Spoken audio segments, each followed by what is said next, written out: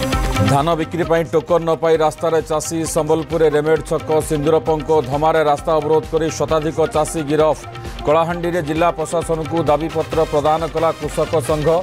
समवाय मंत्री कहले चाष जमी पट्टा जमी को देखि टोकन दि जाइछि समस्त को देवा संभव नुहे। हिंसार 5 दिन पर केमिति अछंती मालकानगिरी MV26 गाँ लोके ग्राउंड जीरो रे स्थिति परखिला न्यूज 7 टीम चाल चुली हराई दाना कना पाई डहल विकल लोके क्षयक्षतिर आकलन करुछि प्रशासन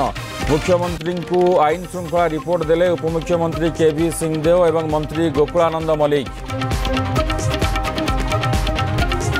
दिल्ली रे उठिबो ओडिशा कांग्रेस कली भक्तों को मोकिंग को टार्गेट पर एबे दल रे वरिष्ठ और युव नेतृत्व मुहामुही हाईकमांड को कही समस्यार समाधान पाई कमर कषिछंती कांग्रेस नेता गणमाध्यम रे मुह न खोलिबाकू दिया जायछि निर्देश।